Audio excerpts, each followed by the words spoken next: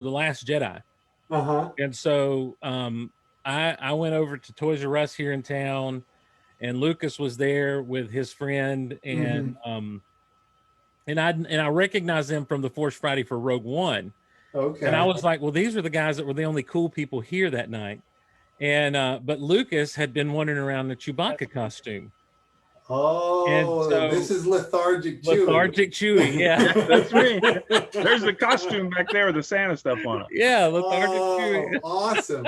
Yeah. That is So awesome. yeah, this is lethargic Chewy. So they drive out. There's two Walmarts on either side of this town here, and so we'd all went to the one that was closest to the Toys R Us, and they got out before I did, and they got over to the one that was across town. And so as I'm walking into the one across town, Lucas and his friend Buster are walking out, and they say, "Man, they're not going to have anything till they say till like 7 a.m." And I'm like, okay. And that was a slim night. Force Friday for Last Jedi was absolutely embarrassing. Oh yeah, right. And so we talk a little bit, and it wasn't Lucas and it wasn't I who were both pastors at this time. It was Lucas's friend Buster who looks at me and says, "Do you go to church anywhere around here?" I'm like, "Well, actually, I'm a pastor out at this church." And Luke's like, "Oh, I'm on staff at this church over here." And I'm like, so the layperson is the one who had to actually speak up and bring it around to the church stuff. So all right, we're live on Facebook. Hey Jim, hey Ricardo, we got 4 joining us already over there, so it's starting to fill in. So then they leave, and I go to pull out of my parking spot, and my car breaks down. Oh dear. So, yeah, it was a great night. Wow. Hasbro failed us, and my car broke down, and my new friend just absolutely was gone. I had no way to get in touch with him. It's a fun memory. All right, fun times. Well, hello there, folks on Facebook. It's good to have you with us. We're going to get rocking and rolling here, just kind of hanging out right now as we got folks lining up. I know Steve has got things going over on the Geek Out Loud side as well. So. Are you live on Mixler yet, Steve? Not quite. I'm about to go live right now. I just was getting everything figured out. We're live at mixler.com/Gulliverse now. Hey, we're broadcasted. We're professional broadcasters. So yeah, we're over there now, and there'll be a crowd maybe jump in over there, and otherwise it'll all be here. I've put it up in our Facebook group, the Guardians of the Gulliverse group. Oh, excellent.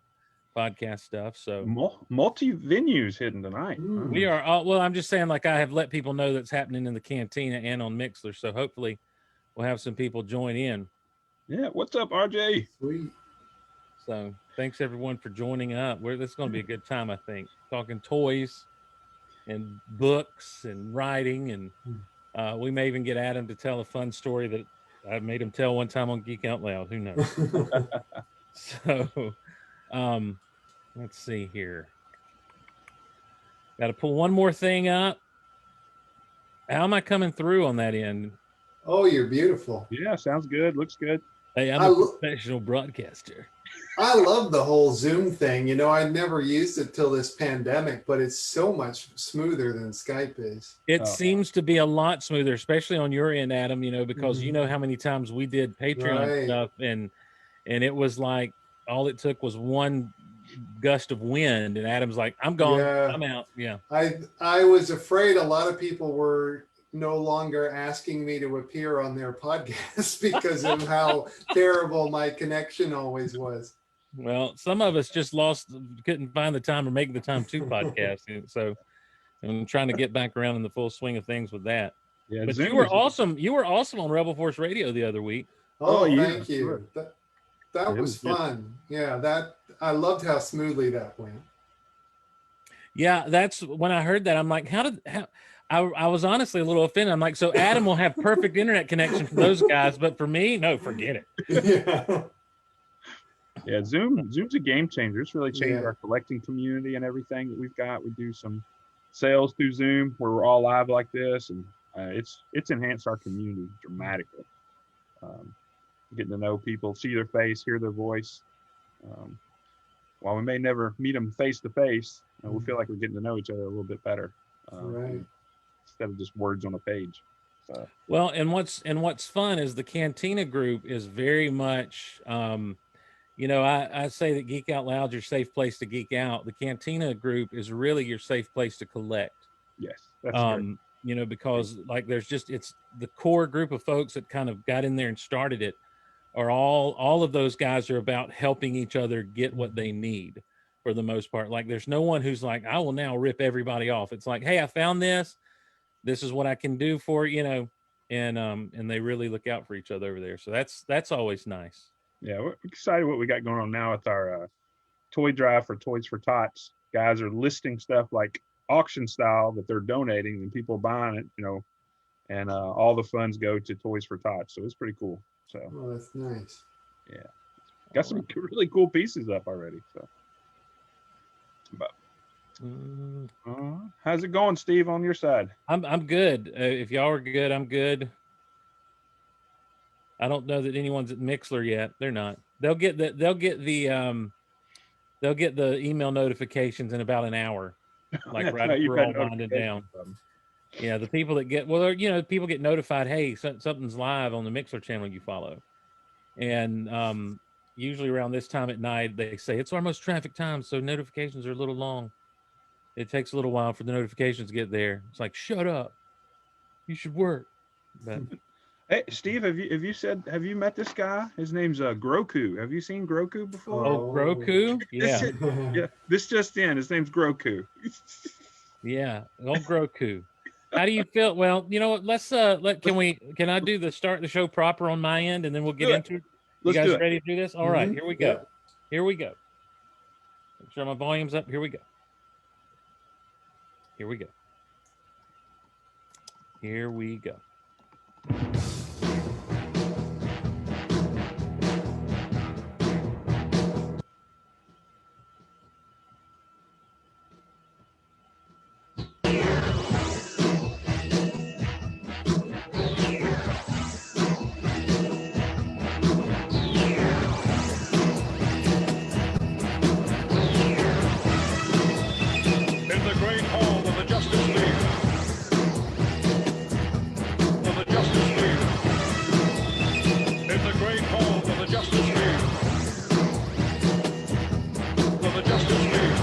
Well, on this episode of Geek Out Loud, it's what we call a very special episode of Geek Out Loud, as we are cross-promoting with our friends over at Chewy's Cantina with our good friend, author Adam Bray. It's your safe place to geek out and collect.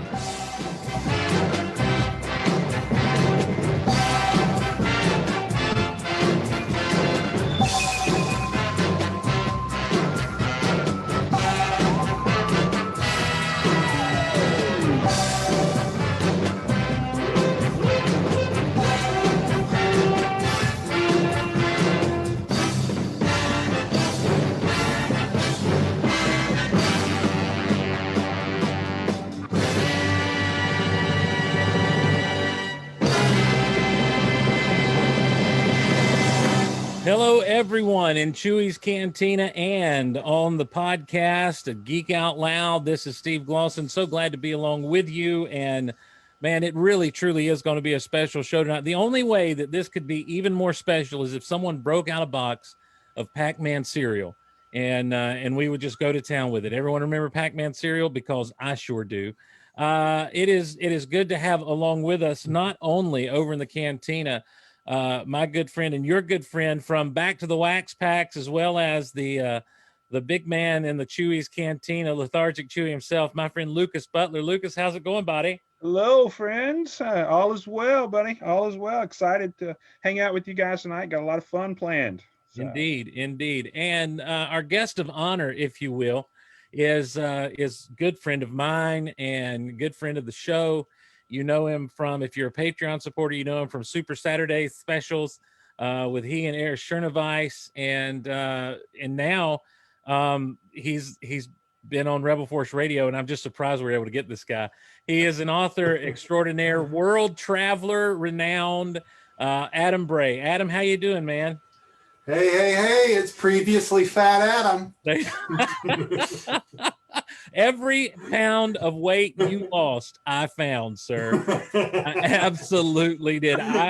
I am having to build like one of those dioceses that Jabba sits on in my house. Just kind of, I just sit there and people come over. I'm like, Boshuda, you know, I'm doing all that. Like Herbert said, "Here comes a solo wonky." You know, I'm just saying. So people are like, "What are you doing?" I'm like, "I'm just give me a frog. I'll eat it like Jabba does, Baby Yoda." So, man, it's good to see you, Adam. It's good to have you with us, and I was glad that that you're willing to do this for us because tonight we're really, it's really the Adam Bray show is what this is going to end up being. So. What's happening is people are watching us on Facebook Live over at Chewy's Cantina. If you're a Geek Out Loud listener and you're on Facebook, you can go join up in that group by going to geekoutonline.com/cantina. Or maybe you're listening live via the Mixler at mixler.com/Goliverse. We are taking questions for Adam all night long. So, Adam, let's do this real quick so people can kind of get an idea of what it is that they can ask you about and as it pertains to some different things. Your name is on such works as Ultimate Marvel. Yep. Ultimate Star Wars. Yep. Both editions. Yep. Okay. There's the Stormtrooper book, the Star Wars Stormtrooper. I mean, it's just called Stormtroopers. Right. Yep. And you're on, are you on the Marvel Studios Visual Dictionary or no, absolutely everything you need to know? Yeah, both of them. Okay. And then absolutely everything you need to know about Star Wars. Is that you? I'm looking at my bookshelf up here. Right. And then you were just assume I wrote all of them. Yeah. Okay. All right. But you were also on a recent, you were also a contributor to a recent update of the Marvel Encyclopedia. Right. Yeah. Okay. Am I missing anything? Rebels. You've done. Oh yeah. Rebels. Yeah. Rebels. There's a couple of Lego books. There's a bunch of kids books like Starfighter ones with pop out buildable models and things. Altogether, I think I'm approaching 20 Star Wars and Marvel books, not counting all the special editions and fancy repackagings and things.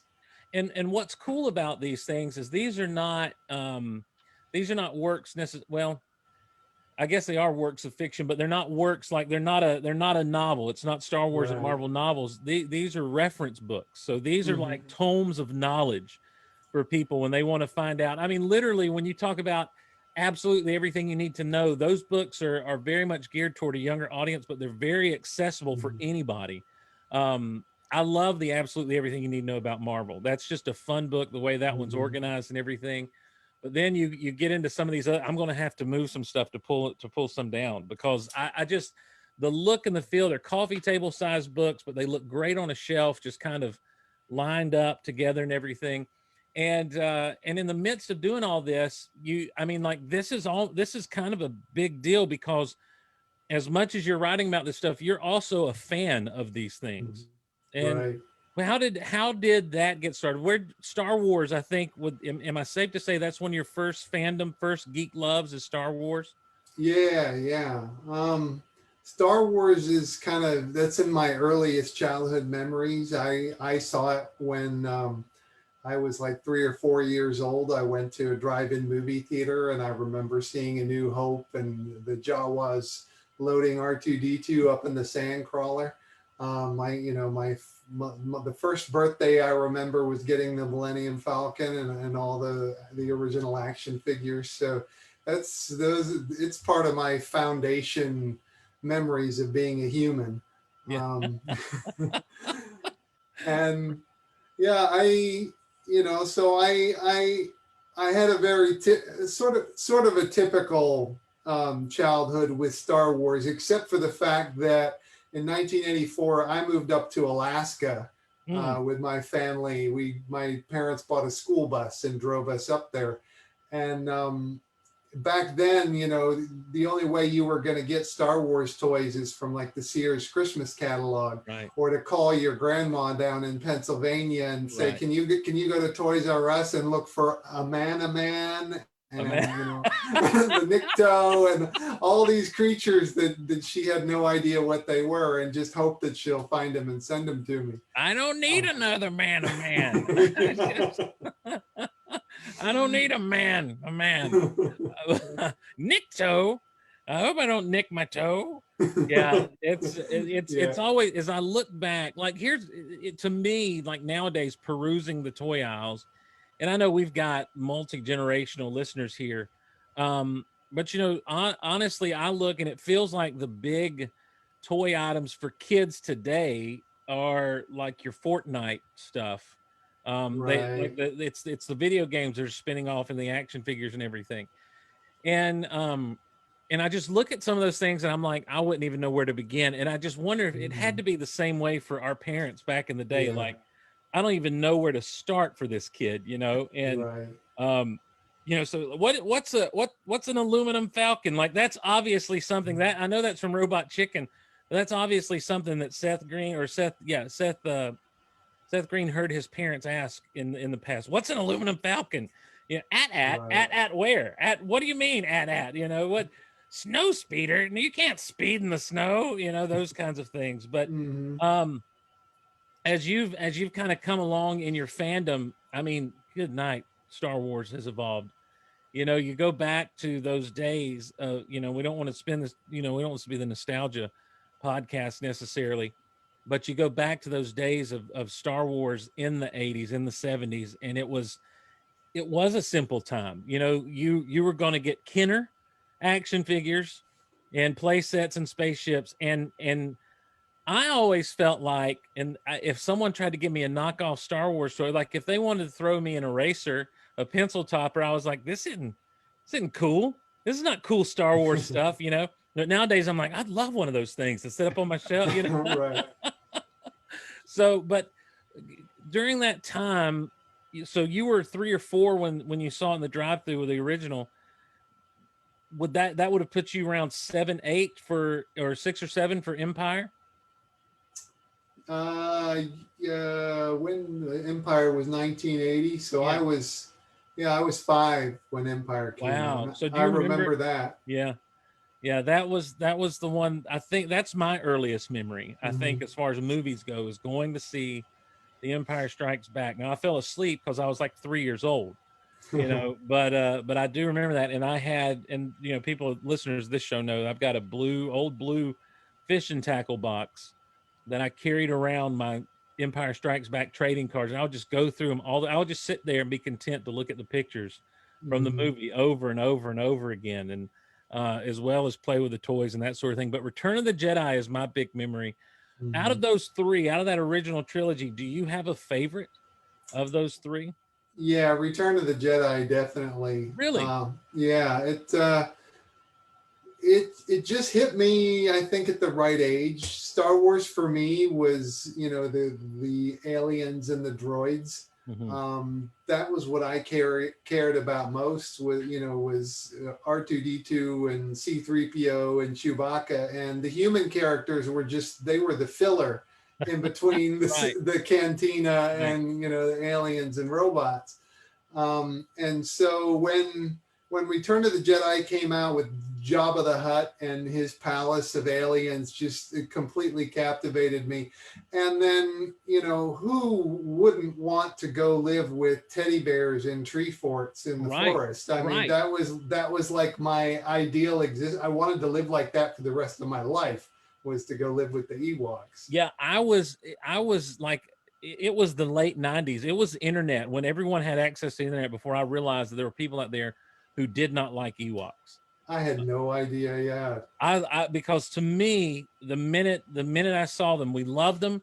We had a little area in our yard that was kind of wooded, and we called it the Ewok Forest, the Ewok Village. Yeah. And it was just like, that movie for me was like, this is Star Wars. This is the ultimate culmination of everything that is Star Wars, and it'll never get better than Jabba's palace and Ewoks and all of those TIE fighters coming at the cockpit of the Millennium Falcon in that one shot. It will never get better than that. Right. And then the prequels come along, and some people would say, well, Steve, you're right, it didn't get better than that. But I'm not one of those, because I really dig the prequels. I really enjoy the prequels. So that brings us, so when those prequels hit, this is, at what point in your life, you said your parents, bought a bus and moved you up to Alaska.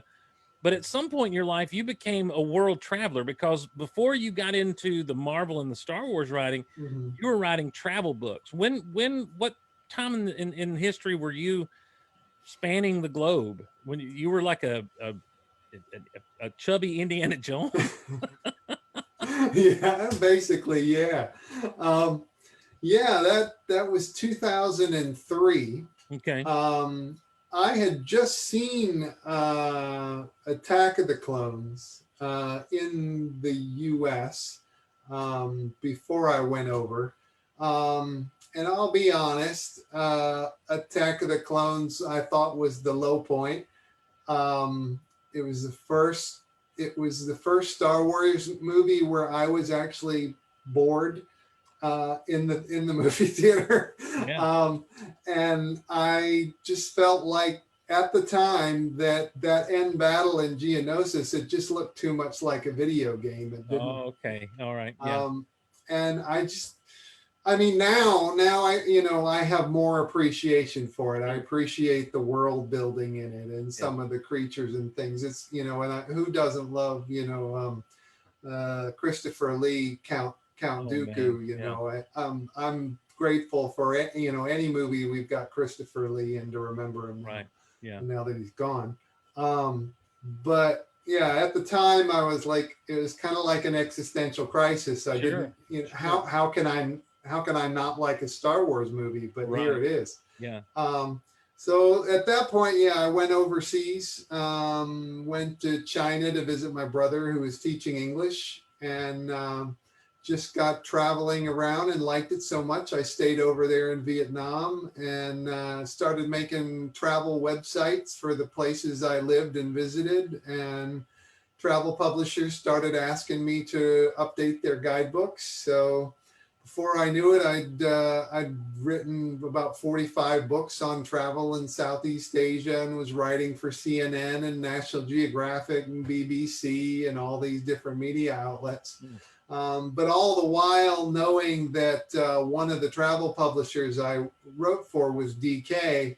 And I knew that back when I was in college, they wrote all those really big, expensive Star Wars coffee table books that I could never afford to buy. Yep. So I'd have to go into Barnes and Noble and drink coffee and read them for free, right. And then put them back on the shelf before I left. And that's why the bookstore industry is crashing today. Exactly. Thanks, Adam. It's all Adam's fault. Exactly. So you kind of had on your radar, or in the back of your mind, man, I'd like to do one of those. Yeah. It was my hope that if I ever decided to, shelve all that travel writing stuff and come back to the U.S., which eventually I did, that maybe they'd let me switch topics. So yeah. I happened to ask at just the right time when Disney bought Star Wars. So they were making more movies and they wanted to capitalize on that. Now, a key component to you getting involved, and I want to diverge down this path very quickly because of some news that came out recently about him. Jonathan Rinsler was a big part of you getting tapped to do some of this work. For those who may not know who Jonathan Rinsler is, talk a little bit about what he means to Star Wars writing, particularly as it pertains to these reference type books and that sort of thing, and a little bit about what he's going through now and some different ways maybe that are there anything out there that's going on to help him in that sort of thing? So. Right, yeah. Well, Jonathan Rinsler was the executive editor at Lucasfilm, so he was in charge of all the publishing. I think he started 2002 or 2003 and stayed until I don't know, maybe it was 2016 or 2017, somewhere around in there. So he was brought on into Lucasfilm initially. I think the making of episode 3 might have been his first book. Okay. And he did a bunch of art books for George Lucas Initially, a bunch of them were like pet projects, and I think some of them may not have even been Star Wars. Like they more pertain to I think George Lucas's art collection that's going into his museum. I think there was a book, something related to that. But so he got right in, working with George Lucas on some of these books, and which is rare. I don't think normally anyone in the story who's now in the story group or anyone in publishing now at Lucasfilm would have ever, worked with George Lucas, directly. Right. So he's Jonathan is rare, and he's the real deal right there at the source. Yeah. And he was on set, writing these books, and documenting things like for episode 3.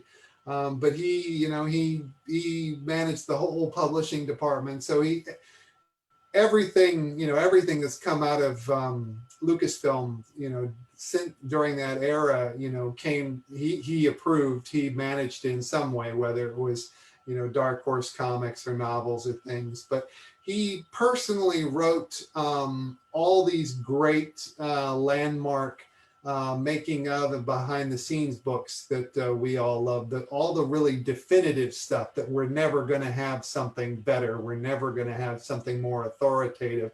We're never going to have something, that has the official approval stamp from George Lucas. Yeah. Everything else is, it's coming through a Disney lens.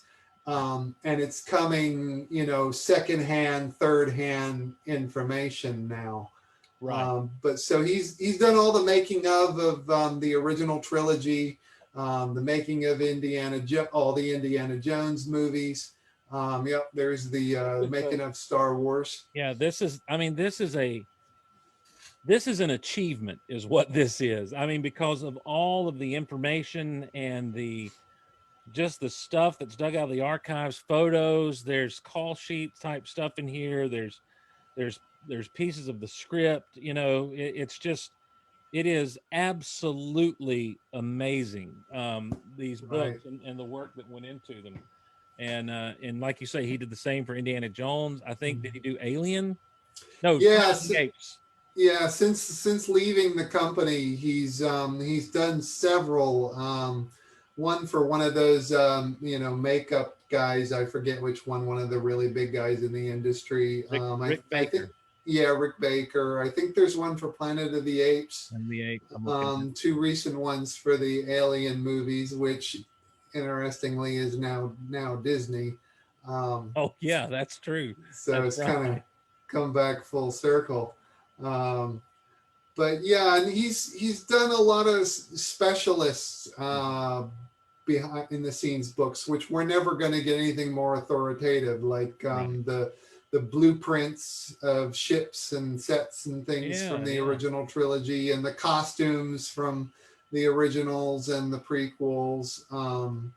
Lots of really hardcore, in-depth, like the storyboards, just stuff since we've not gotten, and we're just I don't believe we're ever going to get anything like that going forward. Yeah, he'd even as he was transitioning out, he had written a making of book for The Force Awakens, which unfortunately never got published. I've heard varying reasons why. Well, I mean, look, we don't. Can we go down that road? I don't know. I don't know.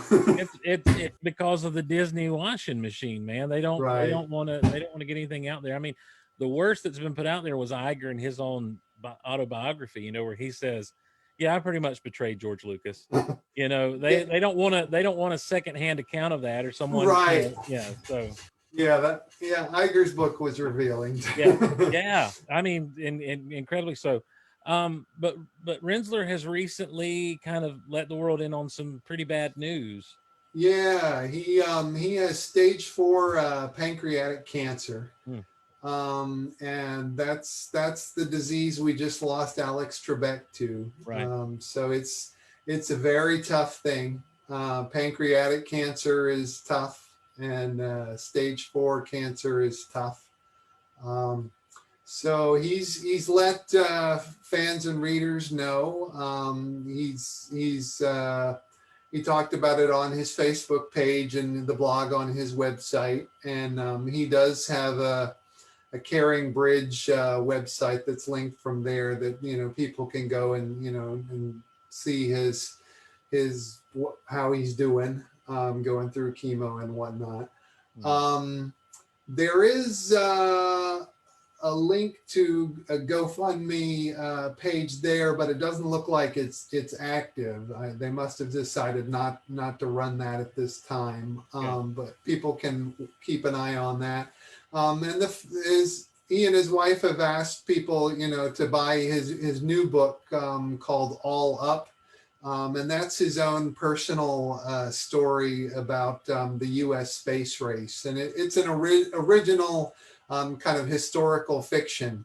But it kind of ties everything, into it. It ties in, the alien, I think some of the alien Roswell stuff, and, the sightings that the astronauts have of UFOs and things. And some of the stuff going on in Europe and the Soviet Union with our competitors. And so it's really interesting. It's fun. It's not like a dry historical book or anything. Right. And it is it's historical fiction. Yeah. Okay. Well, I know that, like I say, I know that he's not just a nameless face to you. Right. You worked with him, he pulled you into the whole thing. And I wanted to give you a chance to kind of talk a little bit about him, and to kind of make people aware of how they can help out, buy his book. There's Amazon links over at geekoutonline.com, geekoutpodcast.com. People can click through to get those. And look, for all he's done for the community, whatever we need to do to help him out, however we can, he's definitely worth helping out. So, but we'll move on to happier things and more pertinent things to our conversation. Because all of this writing, all of this fandom that you have has birthed this life of collecting. And you and I, over on the Patreon feed for Geek Out Loud, when we do our good friend Erish would just have to kind of take a back seat if you and I would take a minute or two to talk about what we've gotten lately, what's our new finds and that sort of thing, because you're into the collecting side of things as well as I am. And do you kind of hang around the 6-inch stuff, or are you collecting 3 3/4 like the old school, or you just kind of hang with Black Series and Marvel Legends things? I do both sizes, 3 3/4 and the 6-inch. The Star Wars, I only got into the 6-inch just because they pulled back on the 3 3/4 so much that there was almost nothing to buy for a while. And that's all there's been for a few years, and still they're, as we all know, they're still putting all the emphasis into that. So, 3, like all of us, 3 3/4 is what I grew up with. That's the core Star Wars nostalgia. Yeah. So if I were to choose between the two, I'd probably go back to vintage collection, smaller size. Oh, yeah. But yeah, well, it's easier to store until you decide you want to keep them on these cards. Yeah, and it's right. Well, what do I do with them all? So you hang them on the wall, or you just kind of tuck them away in a file box or something, so because I want to bend those cards. Right.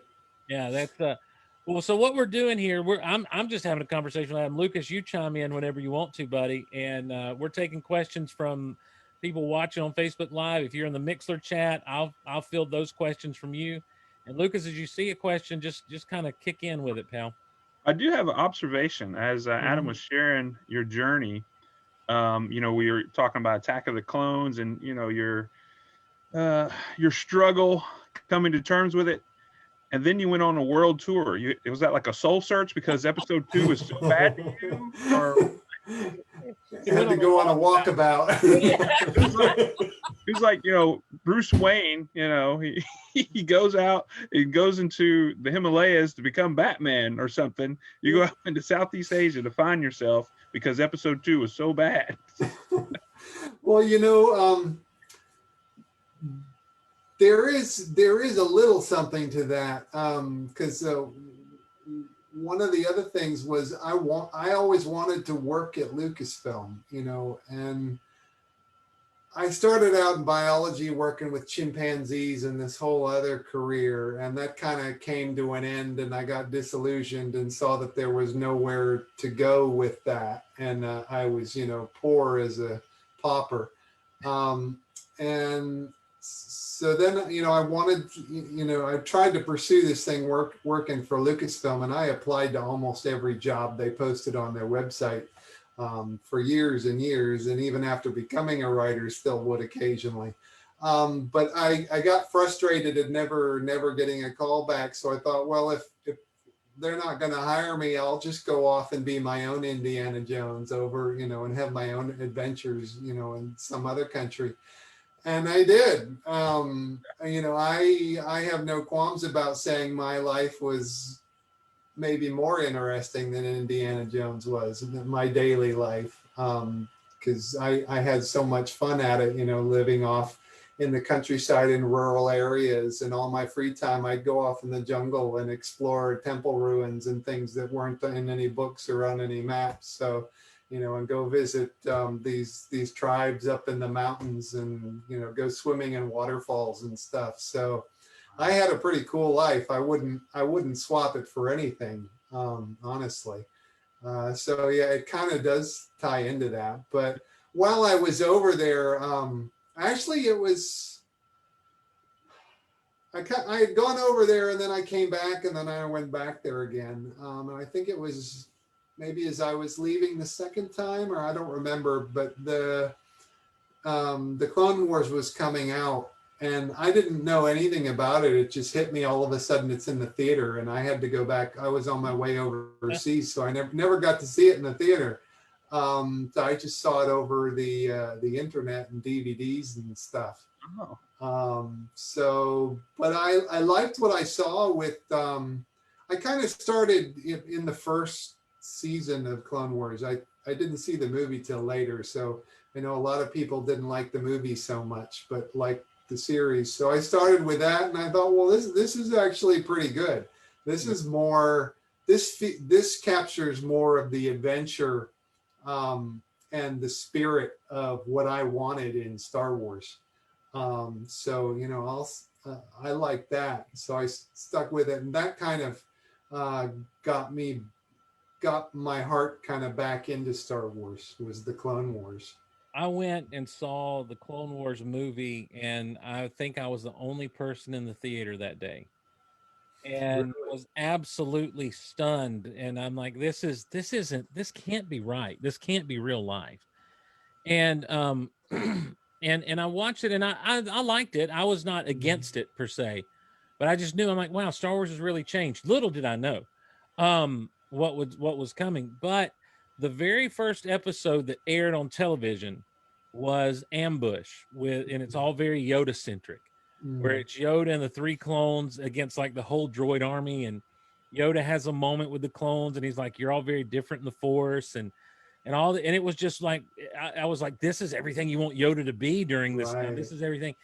And I remember as I watched that first season, I'm like, it's taken them a while to kind of figure out what they want to be, because they would go super silly, or they would be like super serious and like wartime, story. And it's just like, you got to figure out, but those that kind of fell in the sweet spot, that whole little trilogy about Grievous's big ship that I guess was like one big giant ion cannon, where they would take out the ships, and then the Malevolence trilogy. There was a moment where Anakin does something in his little ship, the Twilight, and Obi-Wan says, Anakin, spinning is not a tactic, and he's like, but it's a good trick. And I was like, they made a Phantom Menace reference, I'll trust it. And I was just like, I'm on board. I'm on board now, because I'm like, I don't know what it was about that moment, but like, it absolutely, there was the right amount of fun and danger and enjoyment. and just you're right, it really did. And the more it went along, as they would tend to, as all shows seem to do in modern times, there were moments where they tended to lean too dark. But then when they pulled back from that and they would stay in that adventure sweet spot, that adventure and magic and everything sweet, like it was some of the best Star Wars that's been out there since the original trilogy. Right. I think I share your frustration some with episode 2, but I think I think it's more from like a storytelling standpoint. I think Lucas really set himself up with way too much information and way too many loose ends that could not get tied up in episode 3. And so you end up with names like Sifo Dyas getting thrown around and never addressed again until later on, and way later on in the Clone Wars. You end up with the whole intrigue of what the Clone Wars is about, just kind of almost as a sidebar or side note, and you never really get to experience, like it's just like you could see there were all these ideas that Lucas had, but then when he got to Revenge of the Sith, he's like, well, I really just need to focus on Anakin and Obi-Wan and Padme a little bit, so we'll just do that. And how many of those things kind of got left behind. And so to me, it does make Attack of the Clones one of the weakest ones. Man, when Yoda sparks that lightsaber at the end, as he's coming around, the Dooku, and they have their little wizards battle, and then he just sparks that lightsaber up. I never get over just loving that moment so very much with him and Dooku. So, We've got questions from the Facebook side, if that's cool. Go for it. All right, so we got several. We'll start with let's see, Michael Nip over on the Facebook side. He says, I'd love to know how long Adam generally has to research for the books. Well, that's a good one. Most books are about 2 months, maybe 3 months that I'm on it. And sometimes I'll know that they're coming for a while. They would, talk to me for maybe, they mentioned that, down the road, there might be this book, maybe 6 months beforehand. But they just kind of leave it up in the air, and like suddenly I'll get an email and it's like, oh, we need you to start up. Can you start on this book in like 1 week or in 2 weeks? And, fortunately, it's very rare that I've had to turn down a book, but sometimes there are a few books I've had to turn down. Unfortunately, they just they'll just come to me and it's like, we need you to start it tomorrow, and you got to finish it in 3 weeks. And it's like this, and it's like over Thanksgiving and Christmas, and it's like, sorry, it's just not enough warning. But yeah, most of them are 2 or 3 months. And so a bigger book, like an Ultimate Star Wars, I can't do that just one person. So they're going to have multiple authors working on it, their own assignment portion of it at the same time for those 2 or 3 months. It's rare with these books to have longer. One of the big exceptions was the Stormtroopers book and Stormtroopers Beyond the Armor. And I think that went on for like 2 years. It was like 1.5 years or 2 years. And the reason for that was because Disney wanted us to include several different movies in it, but they didn't want to show us anything ahead of time. They made us wait for each movie to come out to see the stuff and to get the information. Before the Disney era, I think Lucasfilm would have given me more of that in advance. But Disney's very high security. So because for some reason they knew there was a milestone where they wanted to release this book at a certain time. So we decided to make it take that long. How are those duties divvied up when you get into a situation like your Ultimate books? Is that assigned by the publisher? Is there a head editor that's telling you, you work on this and this person will work on these things, or how does that work? Yeah, that's usually the editor will divide it up. We can request things. I'll often request certain sections or say that I don't want certain sections. And they will take that into account. But then they'll often with a DK book a big book where you've got a bunch of different authors, they'll just say, okay, you're doing this spread, you're doing spread page 4 and 5 and 13 and 14 and 60 and 67. And it'll be just kind of, because DK works in terms of spreads, 2 facing pages. A lot of coffee table books like this are designed that way. So the facing page is one section. You turn the page, those 2 pages are one topic. You turn and then those 2 pages are one topic.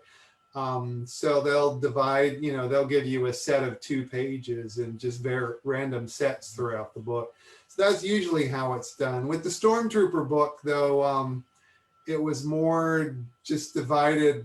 Ryder Wyndham wanted to do the original trilogy. Okay. And I did everything else. And Ryder appreciates you telling us all. Yeah.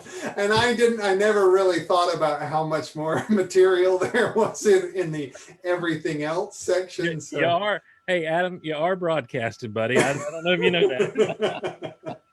That was all right. I enjoyed it. Yeah. Go ahead, Lucas, what you got? Well, just, as you are assigned those sections or you select, certain sections you have. No, essentially, obviously, you're gathering information from the films, gathering information from the animated stuff. How much creative freedom do you have? I mean, are you given rules? Okay, we don't dip into this Legends canon stuff, or I guess that's the question is how much creative freedom do you have when you're compiling this stuff? Yeah, it's been weird because they, the environment changed a little bit on me. The first 2 books I wrote, What Makes a Monster, which is a little kid's book, and the Rebels Visual Guide for the TV show. I wrote those before the announcement that they were dumping the expanded universe. So I wrote those under the old rules where you could kind of mix everything in. But the Rebels book got released after the announcement. So technically it's the first canon book, even though they say A New Dawn is technically my book's the first canon. Right. That's right. Yeah, I'm going to take credit for it. Yeah, so, and with that book, I made lots of references to like the Ewoks and Droids cartoons and to Dark Horse comics, to characters and things, and to, just the stuff all over the place. Then after that, they were the licensees, the publishers were all a little bit nervous because they'd been told the expanded universe was no more, and we're only working with the new canon. So everyone was kind of scared to include new stuff in. We kind of had to reacclimate and figure out what Disney's appetite was for bringing the old stuff back into the new stuff. But I told them, like, hey, my experience with Lucasfilm was they liked it when I made references to the EU. And they liked it when I made things up, it's called inventing new information. That Lucasfilm was pretty comfortable with it as long as I, notated, I've made this up, or this comes from the expanded universe. As long as I notated it, they didn't care. So as everybody got more comfortable with that, we started doing that more and more. And you start seeing where in the animated stuff, whether it's Clone Wars or Rebels or whatever, where they'll make references, they'll bring old EU things in like Thrawn and dark troopers and stuff like that. They'll bring that back in. So now it's okay. So there haven't been, other than that, there haven't been a lot of rules. Yeah, they're pretty free with me. So I'll make things up. I'll notate it. Sometimes it makes it in, sometimes it doesn't. If it doesn't make it in, I don't know if it's because, sometimes it might be because someone in the story group said, hey, I don't like this, scratch that out. Right. Other times it's because while we're writing it, they're also doing the layout and design at the same time. So sometimes they say, hey, you've got, 1,000 words for these 2 pages. So I'll send them 1,000 words, but sometimes they'll change it around and they'll only have room for 800 words. So they'll cut some of that out. Or sometimes they'll make more room and they'll say, hey, Adam, we got to have you write 200 more words. And so I'll throw some more things in. So yeah, sometimes I don't know why something doesn't make it in. Sometimes I wish I did. If it doesn't make it in, if I write another book on the same topic, sometimes I'll try to work that stuff in and see what happens. Cool. I know we've got several more questions over on Facebook. I know you were going to say something, Steve, if you want to. No. I was just looking at some of these questions, and I'm kind of happy to get to some of them. They're going to be fun. Yeah, I'm just going to I know they're kind of all over the place on some different ones, but yeah, that's a good time for me. I love random. Yeah. So our good buddy Jim Arcudi, which is a big part of our Cantina, he's got a question for you. It says, do you have a favorite creature or species in Star Wars, and if so, which one?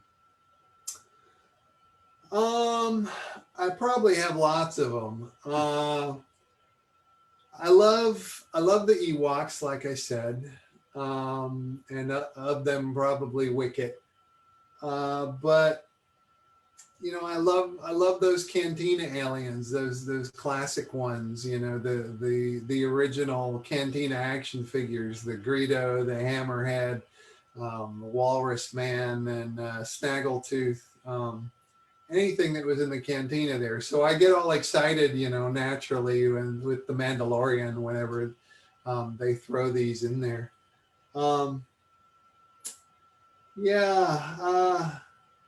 droids too. Like, I love Jabba's Palace, the torture droid, and the overseer droid. So, clearly Dave and Jon Favreau do as well, because they're prominent. And yeah, didn't he walk by an 8D8 at some point in the episode? Yeah. And then the EV-99 was a bartender in the Cantina. You're a nasty little droid, but you'll soon learn some respect. That leads into another question, because we're talking about it. Robert over on the Facebook side says, what's your biggest thrill from the new Mandalorian series so far? Ooh, there's so much of it. Yeah. What's your biggest thrill not named Gina Carano? Darn. Well, she's like my whole world now. Well, with Gina to the side, and I'm going to put Baby Yoda to the side.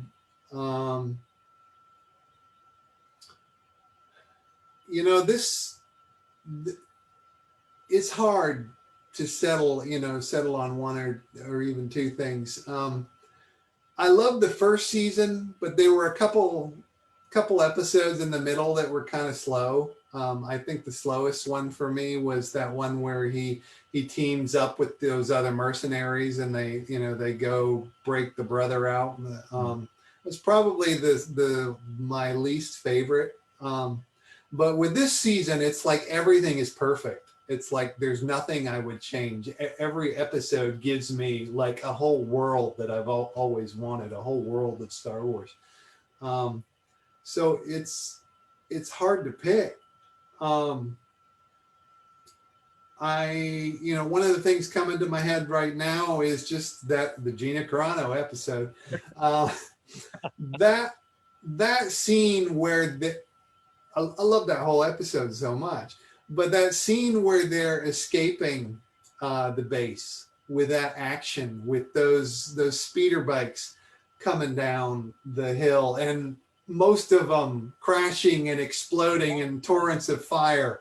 And then the speeder bike chase, and the TIE fighters coming down. Yeah.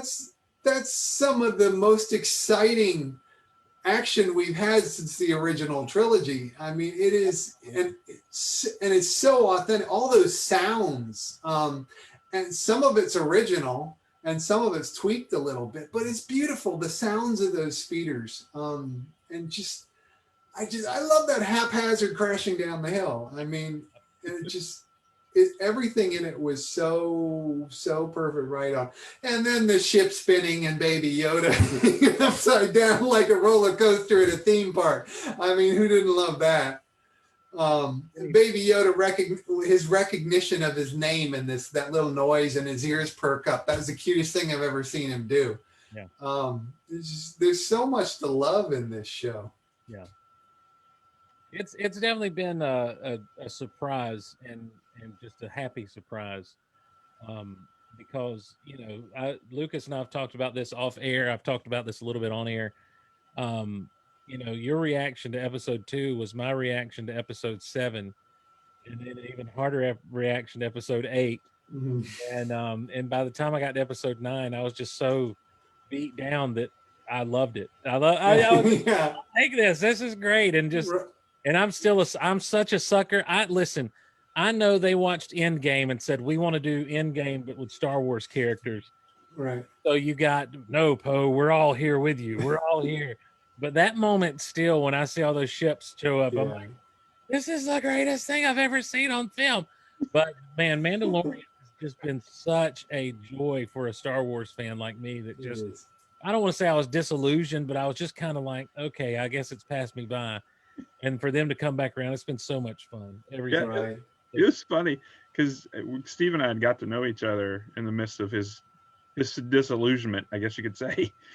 And so he went and saw episode 9, and we were kind of going back and forth. So I called him. I said, Steve, what'd you think? He goes, I loved it with my whole heart. I did. And I was on a high afterwards. I did love it with my whole heart. I recognize now that it's not the best thing in the world. But like everything that people complain about is what I loved about it so much. Like, right. I love the quest aspect of it. I love the MacGuffin aspect of it. Right. It's like if they could have done this from 7 on, if this would have been what this story was. Right. But ultimately you've got, it's like, I don't know what J.J. Abrams watched that came before what he made, but he was watching a whole different Star Wars than we were watching to come out with episode 9. And I really just came away like, this is all right. If this is how this trilogy has to end, then I'll accept it. And I really just had such a good time with it. But Mandalorian has been so much more than even that for me. Like you talk about just the little moments, like with Baby Yoda, with his hands raised like he's in a roller coaster, and then he throws up a little bit. Yes, yeah, it's good times. Anyhow, I'm sorry, I geeked out a little bit there. Another question from the Facebook side. This is from Ricardo. What's your favorite expanded universe character not yet canon? Ooh.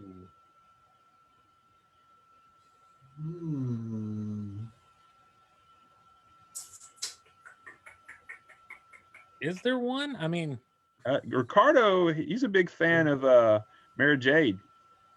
He says, bring her to canon. Well, now that giving you a quest or a task to do there, Adam, or what? now that Lucas isn't involved, George Lucas isn't involved, they could bring Mara Jade in, but Lucas did not like Mara Jade. He's not a fan. I heard he was a big fan of Darth Talon, though. Supposedly. Yeah, well, I mean, if what we're seeing about, there was something that leaked out about like his original treatment, that like Darth Maul is going to end up being the villain of the trilogy, of the sequel trilogy ultimately, and Darth Talon was going to be a part of that. And and she's from, was it the Legacy comics with Cade Skywalker? They're Legends material now, but there was Dark Horse had the Legacy, and it was like one of Luke's descendants, and he was trying to resist being a Jedi and all this stuff, and like you had Ghost Luke show up and everything, and anyway, I'm rambling again, but yeah, she was a Twi'lek Sith person. So, but apparently, like Darth Maul is going to be involved and stuff. Did you guys hear about that? I don't. I think I heard the guys on RFR talking about it. Is all I've heard. So. Yeah, there's some art. Um, and I don't know where the art came from. If it's because I don't have these last few art books for the movies. I don't know if it's in. I don't know if it's in the movie art book, or I don't know if lately they've been giving permission for some of the concept artists to release previously unpublished art on their social media. And I don't know if it's one of those things. Or maybe there's also a Star Wars Archives book that's coming out. And there's some previously unreleased images in that. I don't know if it's something that's coming out of that, maybe.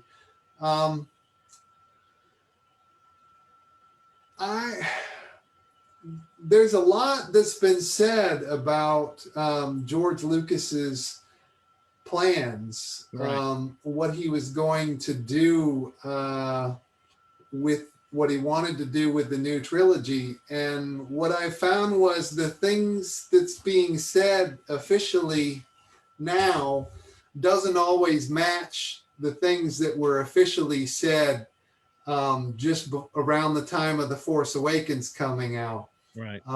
Their plans for the trilogy and how much of George was consulted and what his role was and whether things had been planned out or they were making them up as they went. That story's kind of changed.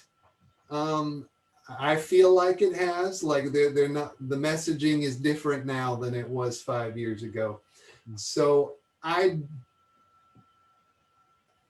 dare I say, I don't know what I want to say diplomatically. Yeah, but, yeah. Don't get yourself in any trouble. No. Yeah. It's interesting some of the things that have come out, and I was surprised to see the name Darth Talon thrown around because of where she comes from. But here's an interesting point of fact: at Star Wars Celebration 5, in the press kit they handed out to people like me who I'd somehow got a press pass that year. Big deal. Or maybe I didn't get a press pass that year. Maybe it was the next time when I got a press pass. But I got in the press room and got a press kit and everything. But there was a piece of art with Darth Talon on it, like it was some type of. But I think it was just like, here's a free gift from us to you. But her being kind of and not even the main villain, she was kind of like the second tier villain of that Legacy series. When I heard that name thrown about, I'm like, this can't be real because George Lucas never was invested in any of that Dark Horse comic stuff. He never, like if you said, "Hey, do you know who Darth Revan is?" He's like, some Darth that some fan made up, I guess. But yeah. So I don't know. I mean, I don't know how legit that stuff is at all. But Disney has tried to. They've gone back and forth a lot, and I'll say this so you don't have to, Adam, or say, and I don't even know if you want to say this or agree with this. You don't even have to sign on what I'm about to say. Disney has backed themselves into a corner with original fans over the past 5 years, to where they've tried to alienate them, thinking, well, they'll just take whatever we give them. They've tried to kind of silence them, where they're like, we'll just try, we'll amplify all the voices that are totally pro us and none of the critical voices. And now it's kind of like, well, if we just make them happy, they won't complain.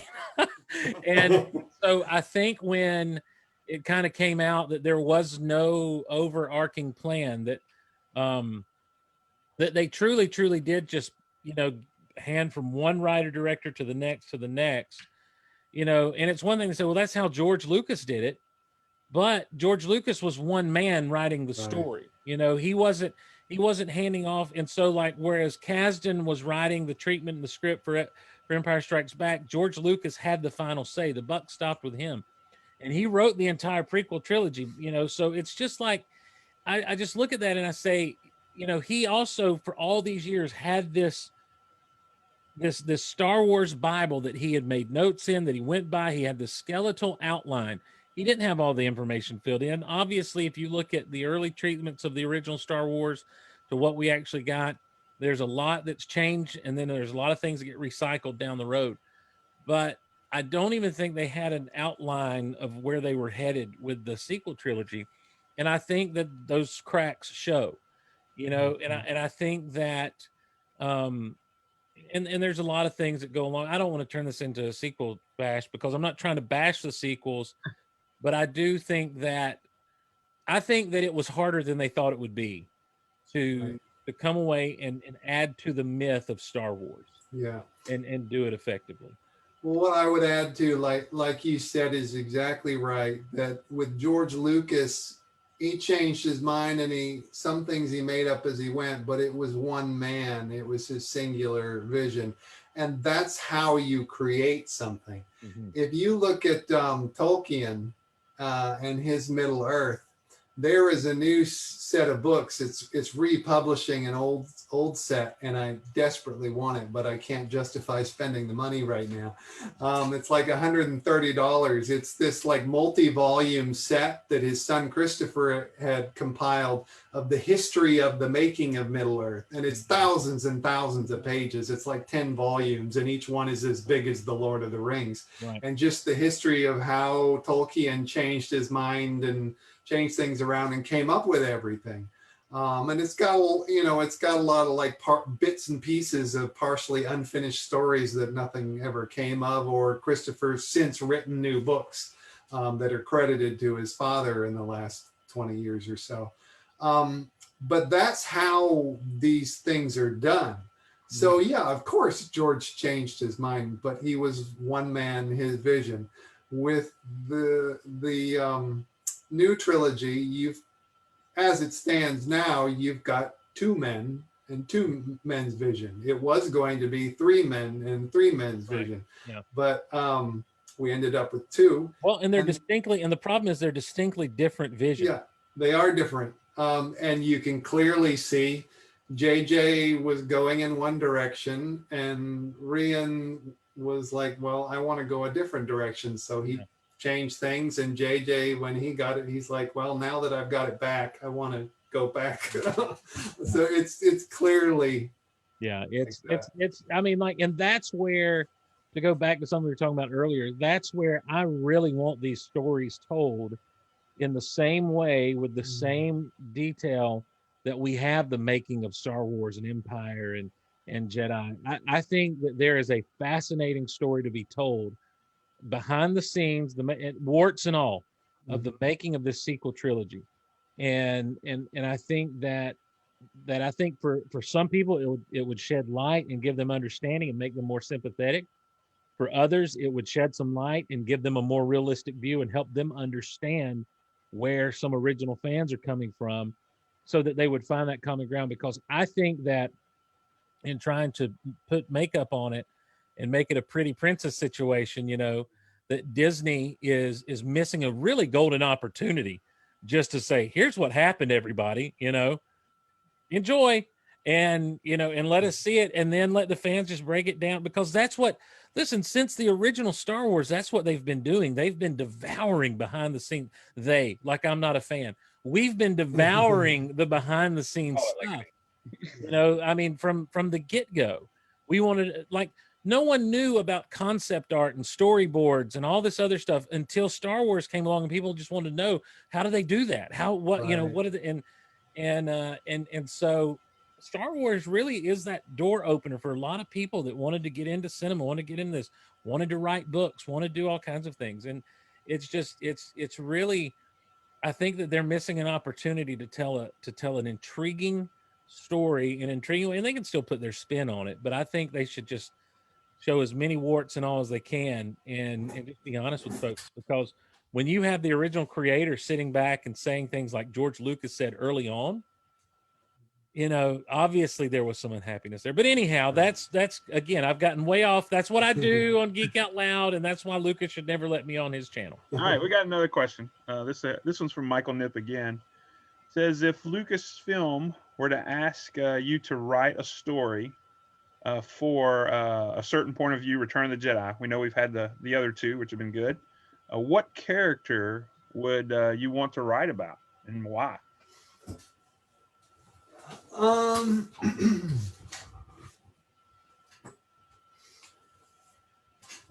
Well, I think I could do a couple of them. Maybe take one of the baby Ewoks and maybe some kind of trouble they get in while the party's going on and they get off behind the scene.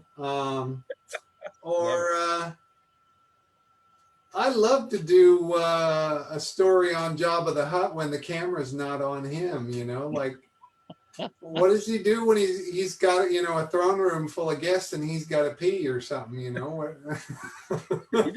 How does he get how does he get down the hall? Almost did a whole spit take. I'm sitting there taking a sip of coffee, and I'm like, what is Jabba doing? He's got to pee. You know, how does he get down the hall to the bathroom, or does he? Well, yeah. I would like to see a story about Max Rebo and the gig that they gave up to be at Jabba's palace and eventually on Jabba's sail barge that day. Oh yeah. You know, and then like we should have been at, you know, as they hear that cannon fire, you know, up on the top deck, is he thinking we should have stayed in Mos Eisley, or we should have gone to Mos Espa, or whatever the case may be, you know. I even hear they were doing something out at Mos Pelego or whatever that place is called. Yeah, you know, like that like what, you know, we know Cy Snoodles isn't a nice person from her little stint on Clone Wars. Right. But is Max Rebo a bad dude? I just have a hard time believing that dude's a bad dude, you know? He seems like a cool guy. He does. He really does. Old Max Rebo, old blue man. Let's see. We got another one kind of, let's see. This is from Kimberly Smith, and this is more, I guess you could say, real life fan world. She says, Adam, when are you coming back to Cherry Capital Con? When they start again, that is. Let's see. Cherry Capital, that's in, I think that's the Traverse one. Yeah. I would love to, you know, with all this COVID and stuff, I figured it wasn't going to happen last spring anyway, so I didn't bother. I always have trouble scheduling my stuff. I as a freelancer, nothing in my life is planned very well. I never know what I'm doing that far in advance, so I hate planning. The problem with conventions is they like you to plan like sometimes a year in advance, you know, set up, get your table and make your reservations. And I really hate making plans that early. So by the time I always ask them, they're always filled up and they don't have any tables. So, but yeah, I'd love to come out there again if we ever have conventions again. I have my doubts that there will be any conventions this spring or summer. If I would bet on it, I would say that there won't be any. I don't mean to disparage the plans of conventions, you know, because I fully support y'all guys. But I don't think there's going to be any public events this spring, for definitely not. And I doubt there will be any this summer. Yeah. So, you know, along those lines, how has obviously everything with the pandemic affected you? Because obviously part of it is, you know, conventions and signings and things like that. How have you been able to kind of navigate these times? It's been pretty terrible. That's probably been the biggest thing that impacts me, because especially I like to do book signings at my local movie theaters around the holiday season, Thanksgiving and Christmas. And anytime there's a big Marvel movie or a Star Wars movie, I'll do a 3 or a 4 day weekend. I'll sit there all day at the local movie theater and I'll sign books. And I really depended on that for supplemental income because, you know, everybody here is writers. You know, we're one of the worst paid professions, and it doesn't matter what your topic is, unless you're J.K. Rowling or George R.R. Martin, you're not getting rich for what you do. and not for licensed publishing either. So I really depended on those things, and conventions too, where I could fit them in. So having everything canceled and closed is really terrible for me. It's a big loss to income and no way to recuperate it. The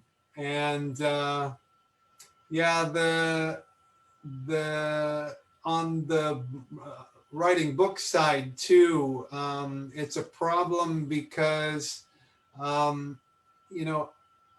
most people buy their stuff online, but their books, but they still in this day and age would go to a bookstore to look, flip through it and decide what they want to buy, get their hands on it and have a look, and then they'll get on their cell phone and order it.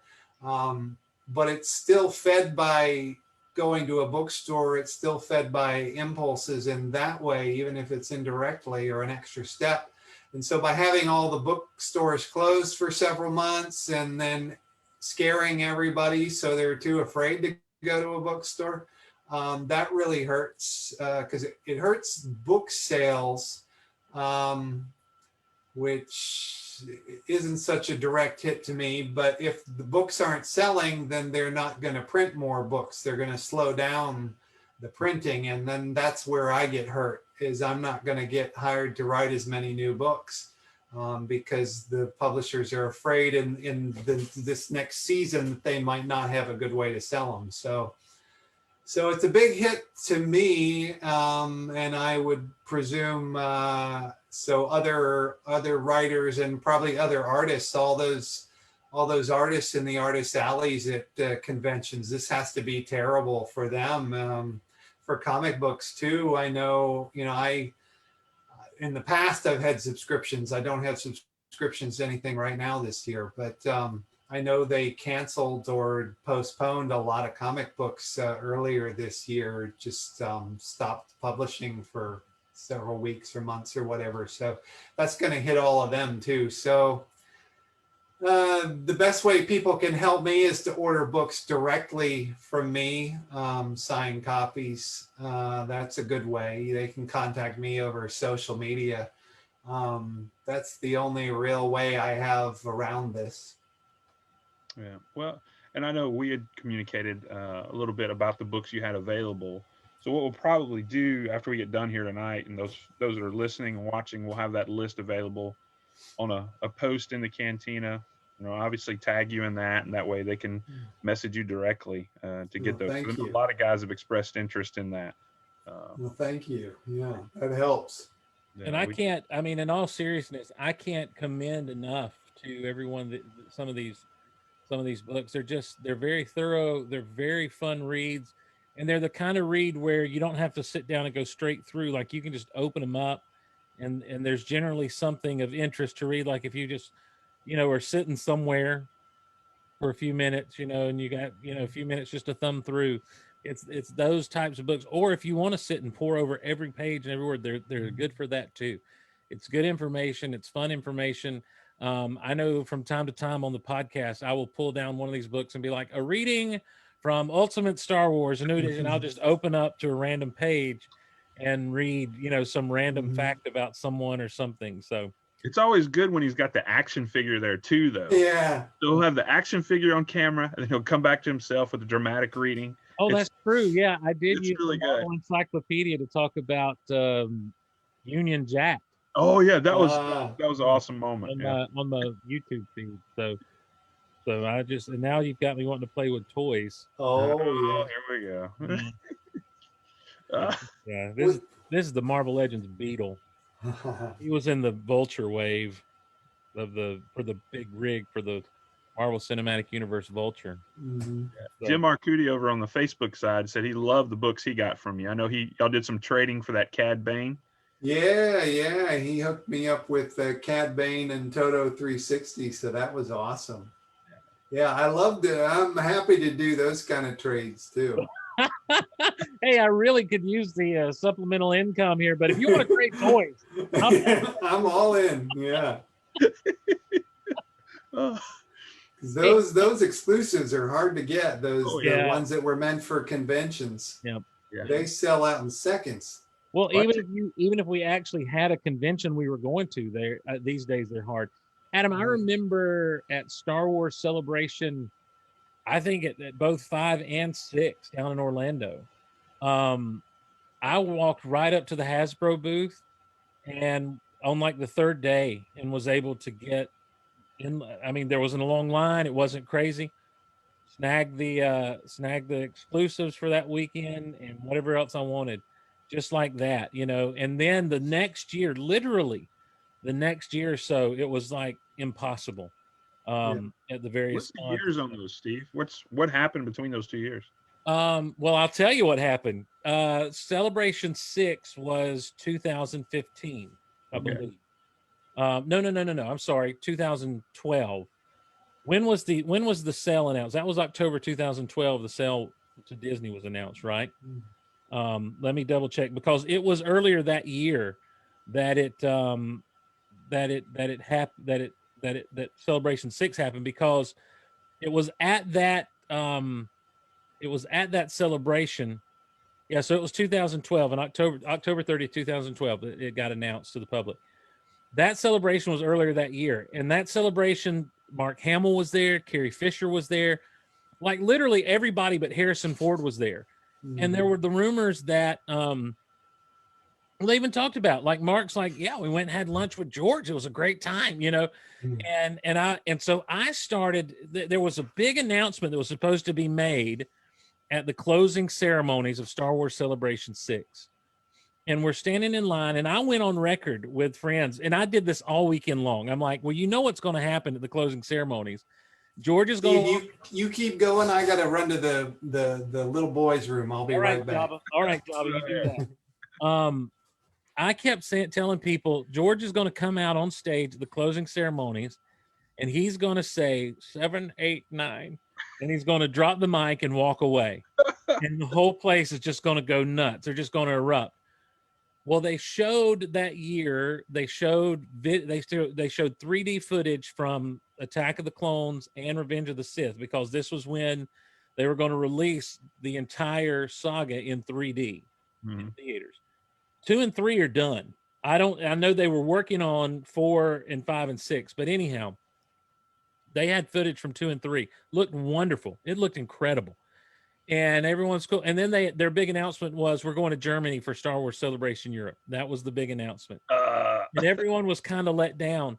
And I remember walking out there thinking, you know, I'd even got myself a little hyped up that it was going to be 7, 8, and 9 because of all the circumstances and everything. Well, then you turn around just a couple of months later, and Lucasfilm has sold to Disney for $4 billion, and they're announcing that they'll be proceeding with Star Wars episodes 7, 8, and 9. And apparently George had talked to, like, there's a whole timeline that goes on, but George had secured Mark and Carrie for the sequel trilogy. In fact, Mark was saying how he was kind of going to kind of hold out, and Carrie talked him into it. Wow. Like, come on, what else you going to do? You know, come on. And so, you know, the big thing was, could we get Harrison on board? And they apparently had. So that's why I'm saying the behind the scenes stuff of all the sale and all the making of those things would be because by that time, Michael Arndt had been brought on by George to do the treatments for 7, 8, and 9. And I really do think that either he was going to announce the sale to Disney and it just hadn't finished. There's Yoda. Padme Amidala costume change here. I really do think that either the original intention was to announce the sale, but they didn't have everything finalized, or to announce the sequel trilogy, but the wheels on the sale had gotten put into motion and he just couldn't. And so instead it was like, we're going to Germany for Celebration Europe. And it was like, oh, what a letdown. But yeah, so that would have been 2012 when that was, and then 2010 was Celebration 5. And so you're talking about the only thing that was happening in Star Wars during that time was the Clone Wars, the series. And I mean, and Filoni was a superstar at these things, and it was good times. But I, you know, literally the next year at a convention, at a Comic-Con, I tried to get someone to run and snag me the whatever exclusive Hasbro was doing at Comic-Con because I wasn't out there. and I think Erish did score me an exclusive, whatever the exclusive was, that year. But like after that, it was like done. Like you just don't expect it. No one out there. They had to do lotteries to even get in line, anymore. And so the collecting community blew up between 2012 and 2015. Right. Yeah, it's like I've even gotten stuff off eBay, and I didn't even know I was buying a convention exclusive, but I get it, and there's a little sticker of celebration exclusive, and it's like, because all this older stuff, maybe now it's different, but it was really easy to get even online. It wasn't more expensive, but not the new stuff. Yeah, they would go and have online stock after celebration just to try to unload the rest of the stuff. And there were things at the celebration store I would pass up just because I didn't want to pay that price for them. They had a basket at Star Wars Celebration 6. They had a basket of baby Ewoks, and I had to pass it up because I just couldn't pay $50 for it. But I mean, it was like I wanted it so bad I couldn't stand it. I want the Baby Yoda, Baby Ewok buddy cop movie. That's what. Groku and whatever. Yeah. Oh, well, kind of going back to the Mando, because we had another question. I know we're kind of coming up against the time here. Where was it? So this being said, we had this massive episode this past week. It was just so much content. I don't know about you guys. We have another Mando dropping tomorrow, and I really haven't. I mean, I'm looking forward to it, but it hasn't been that itch. When's it coming? Because there's been so much to digest from this last one. Yep. So, but a question that was in the feed, I think by Kimberly. Let's see if I can find it again. What along the way, season 1, season 2, what moment has, I guess, surprised you the most?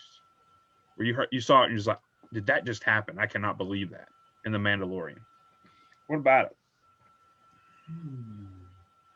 There's been a lot. I'm just like, wow, we finally see this or hear this or whatever. Well, the Baby Yoda reveal, of course, that was the big one, I guess. Because I don't think, I don't think anybody expected that. I don't know if any of that leaked out or not. I think we all just kind of never thought we'd go there with more of these Yoda critters. Yeah, so that was a big deal. That's right. I mean, just to think about, like you said, these Yoda critters, seeing another one, and now we see a Mandalorian that is like his dad, talking to red wire, blue wire. Okay, are you okay? Doing the mom move and wiping his face while he's driving the Razor Crest. Whoever thought we would have saw that and then loved it when we saw it. So. Okay. Also, I want the Baby Yoda, Baby Groot team up movie as well. Yeah. Because that whole scene was Baby Groot with the wires and everything. Right. Press this button, then press this button. Don't press this button. Now tell me that again. I am Groot. I am Groot. I am Groot. No. I think that's most of the questions we got on the Facebook side. Yeah, well, we didn't have anyone show up in Mixler because no one likes Geek Out Loud anymore. I'm so sorry. It's fine. It happens. Adam, I want to talk to you just about collecting in general. Right. Well, and also there's something you mentioned. We were talking beforehand, before we went live, and we've talked a lot of Star Wars. We haven't touched on the Marvel side of things very much.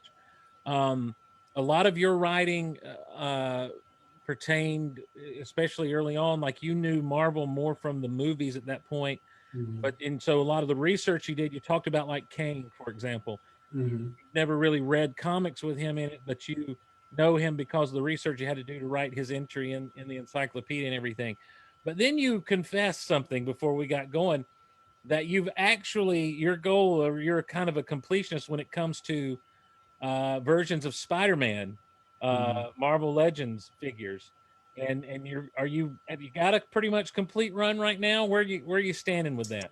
Yeah, I'm complete with the Spider-Man Marvel Legends. I started with I think they're still continuing the packaging. I started with this kind of the advent of the clamshell sort of packaging that Black window packaging, or yeah, like that. Yeah, I love that design. I sure hope they never change that, because well, I tell you, I don't. Obviously, then you weren't collecting back in the Toy Biz days. right. No, I actually I started with what was it? The Spider-Man 2.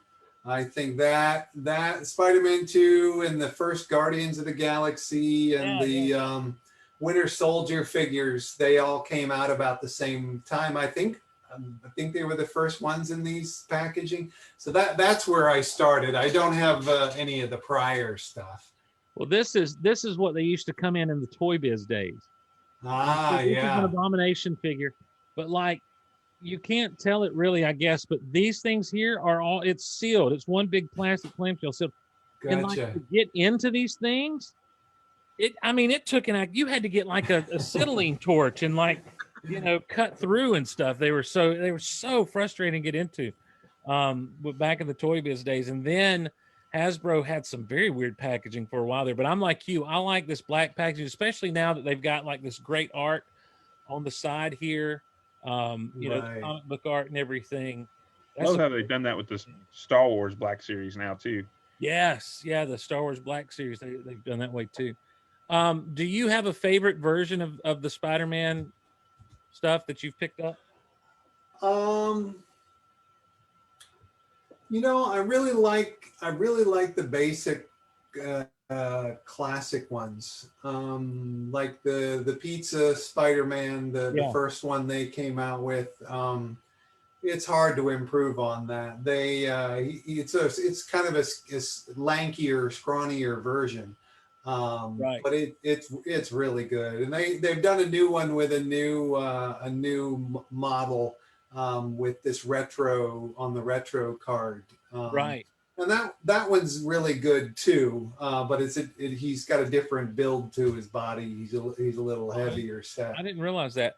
I don't like that Peter Parker they did on the retro card. There's something about his glasses that kind of Yeah, I thought the glasses were gonna come off too, but they can lift up, but they're glued to his head. I was a little disappointed in that, because they've done other figures where the glasses will come off. They did like a what's her name? The Nightingale, the one she was on Agents of S.H.I.E.L.D., but this is the comic book version of her, and her glasses come off. So right. I've got an old thing that was like in the trench coat and the hat. Of course, this is the Toy Biz days again, but he had sunglasses that came off. The Professor Hulk figure from back in the Toy Biz days, he had glasses that would come off. Oh yeah. As far as the retro Spider-Man stuff goes, this dude right here, I was so excited to have an Electro come about, because he's to me a classic villain. And did you pick up the Mysterio? I did, yeah, because I missed him the first time around, so I got him on the card. Yeah, I almost need to buy a second one to take it off the card, but I'm sticking with one. Mine open, man. I'm an opener. I don't care. It's like I've got, unless it's these vintage collection cards, because I like the way the Star Wars vintage collection displays. Right. I mean, like, I've not found the card of these retro things. They don't. I remember when they started to come out in the early 90s. Mm-hmm. I don't have the attachment to them where I just love them so much. Mm-hmm. I want the figure to breathe. I also picked up, I don't have them here with me to grab, but I did pick up the Green Goblin from the retro wave. Yeah. I really like that Goblin. His eyes have something going on I'm not too thrilled with, but he poses real well on his glider, and you can put the pumpkin bomb in his hand like he's getting to throw it and everything. I really dig that one too. Jim over on the Facebook side, he said that he's got scars from those Toy Biz plastic. Yes, days. yeah. You could slice your arm open trying to get into those things. And then once you did, they had so many points of art. Like Toy Biz was like, we're going to put as many points of articulation on these things as you can. And they would actually have fingers individually articulated on some things. No, they couldn't hold on to anything. Like, you couldn't make them grip anything, Finally, when they came along with this guy, this old Deathlock here, I had him because he was part of the Build-A-Figure Galactus wave. The first ever Build-A-Figure was Galactus. And he was part of that wave. I don't have any attachment to Deathlock, but they had pegs in his hand and you could actually clip the gun in that he carries. Peg. But now they've got that cyborg Spider-Man Target exclusive coming out. Right. I mean, can we complain about Target exclusives for a minute? And there's a great cover from back in the day of on the comics of Spider-Man and Deathlock back to back, and it's Cyborg Spider-Man back to back with Deathlock, and I just want that up on my shelf now. I'm like, I've got a Deathlock. I want to get the Cyborg Spider-Man. I want to put them side by side. That's what I want out of life now. See, that's what I want. See. I am so frustrated with the Target exclusives. It's a weird thing. I don't understand the business model. I don't understand the motivation. Obviously, Hasbro's getting something out of the deal, but I just don't understand the business model where here's how many you have, pre-orders go up, and within 30 seconds, pre-orders are sold out. Obviously, Target and Hasbro both see there's a demand, kick it up a little bit. You're leaving money. To me, if I'm there as a business that's manufacturing these things, and again, I don't know the business model well enough to. I'm right now. I'm speaking as an uneducated dork about stuff I don't really know. But to me, Adam, it seems like you're leaving money on the table if people want something and you don't have it there for them to buy. Right. It's clearly what they're doing is deliberate too, because you see the same pattern again and again with each figure. I don't maybe I don't have good business sense, but I don't understand why they think it works. But they clearly open up the pre-orders and have a very tiny amount that they're offering, and then they shut it off. I don't believe for a second that it sells out. No, I don't. Not for a second. They have decided after, whether it's after a little time period or after a certain number of orders, they arbitrarily shut it off. Yeah. And then they wait, whether it's the street date or an arbitrary date they've picked, then they open it up a little bit. And clearly they're releasing just a few figures at a time and then shut it off. Yeah. And then an hour or two later, they'll do it again. One or two figures, shut it off. Hour or two later, do it again. They started at midnight, I've noticed, at midnight every night, and we'll do it every few hours and then stop by about noon the next day. And they'll do that for several weeks before they'll open it up and they'll sell larger chunks. But it's clearly not about the specific popularity or demand of the figure, because they do it with every single one. Yeah. And God bless you if you think you're going to find them on the shelf at Target. Right. Yeah. But then you have situations like the retro collection, the Star Wars retro collection, that Tarkin board game with the retro collection. They're showing up in Ollie's in places now, secondhand, like for $7, $8 at Ollie's now in different places. And it's like, well, these were Target exclusives. They had so many, they could just dump them off. They had to sell them off as excess, It's very confusing to me. It's a very confusing thing. And I just don't understand the business side of that and how that works. I mean, I guess you're trying to create a false demand situation. So, yeah, it's bizarre, and it actually it killed the retro collection for me. I just decided not to do it. I do have the Mandalorian retro collection on pre-order because they're just so cool. I have to have them regardless. But because it was impossible to find the retros, I never could get any at Target. I even drove 2 hours to look for them because their stupid website said they had them when they didn't. Well, apparently there are employee shenanigans going on. Yeah. I think there is too. I've gone there with other things where the website will say it's there, and I'll have to find different employees to go find it. And I've heard that they're like stashing them and stuff. There's all kinds of weird stuff.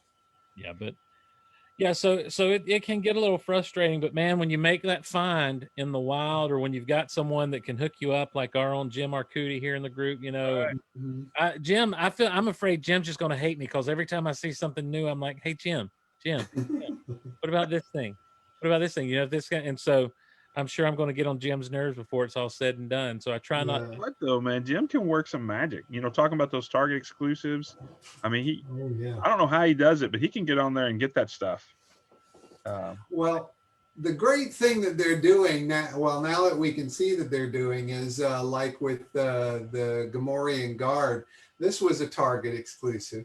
He was impossible to get. I don't think he was ever offered on the Target website that I know of. I don't think it ever became available. I had to. I think that's been a COVID thing where they've started doing the website pre-orders, isn't it? Like that's come about since COVID. I thought they did it. They would put it on their website, but I don't know if they would ever. Some of them, like this guy, I don't think they ever took orders for him. He was on the website, but then just no way to order him, and then they took it down. So the only way I got it was from friends getting it for me. But this, like a lot of other figures, Hasbro, then, a year later or 2 years later, it will sell them through another retailer. Right. GameStop gets a lot of previously Target or previously Disney Store exclusives. So I've come to realize, if there's a figure you want you didn't get, never pay, the premium, the scalper price, because if a friend doesn't get it for you, you're going to be able to get it through another retailer if you just wait a year or two, and it's going to be in the same original packaging even too. It's not going to be a repack. So you don't have to worry too much, as long as it's not like something really obscure, like the convention exclusives. You're not going to see that little extra piece maybe, but well, that's the thing. Even with like your convention exclusives, like I remember 2016, whatever celebration was going on that year, it was the Black Series Obi-Wan. He had a table with the light up holographic lay and everything, and it's like, oh, I really want that. And then a few months later, it was just Obi-Wan, but there he was, just in regular packaging and that sort of thing. But yeah, they'll you might not get like the little piece like with the Cad Bane. You're not going to get the Toto necessarily, but you can still get your Cad Bane, hopefully, depending on what goes up. The other thing that gets frustrating is just, of course, let's not get on the frustrating thing.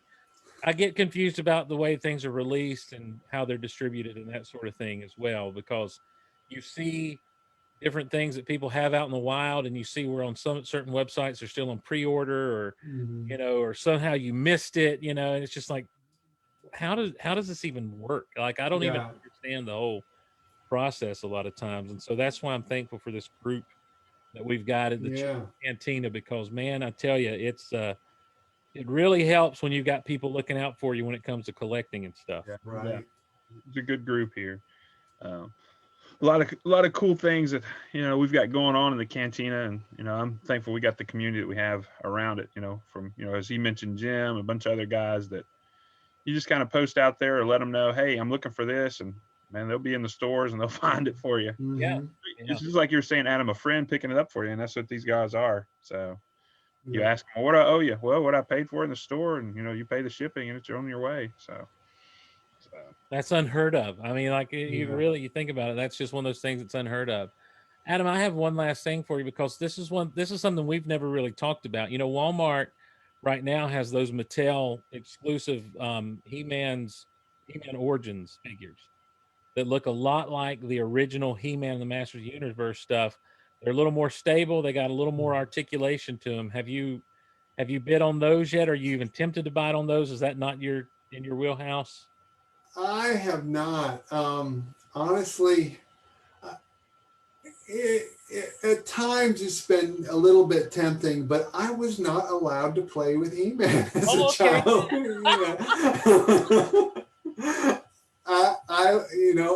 I grew up in one of those households, right, where my mother particularly was very strict and just thought it was satanic. Right.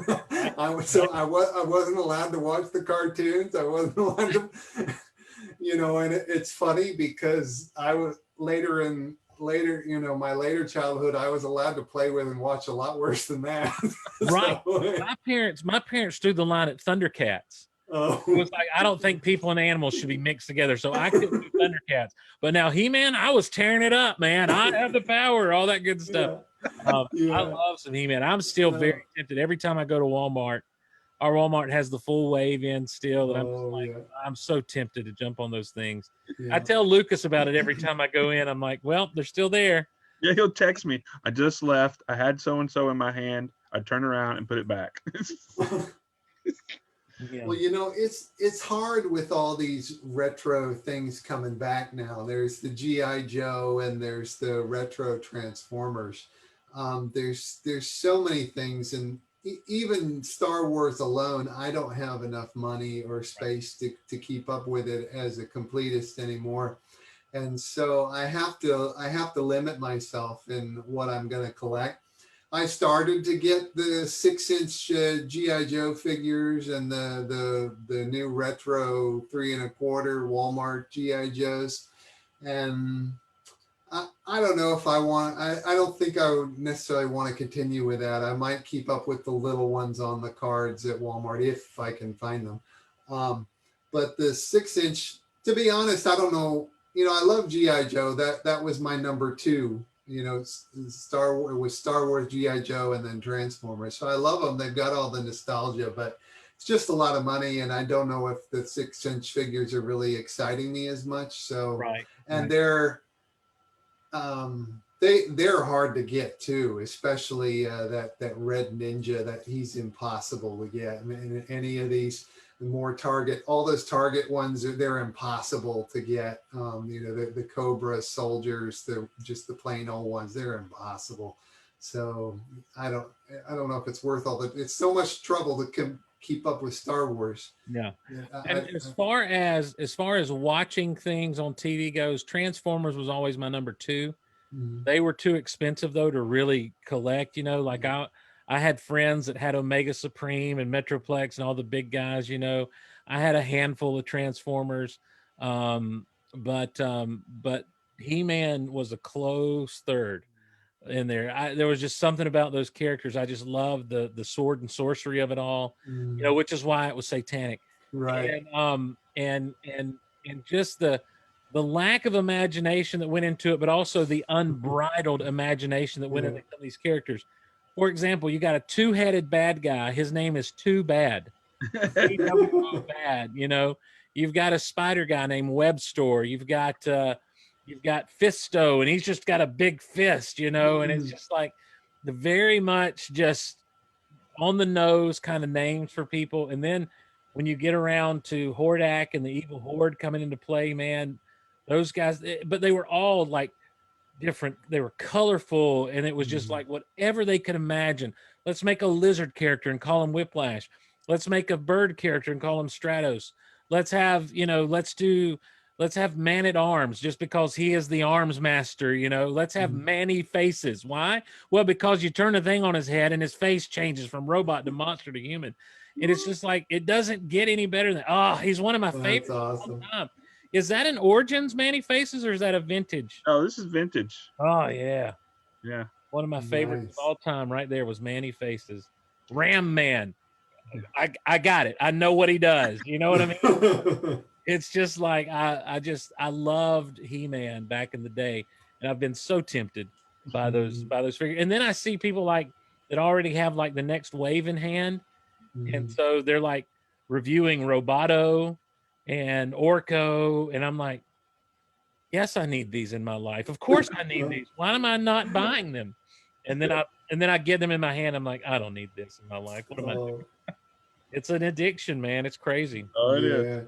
You got to be careful.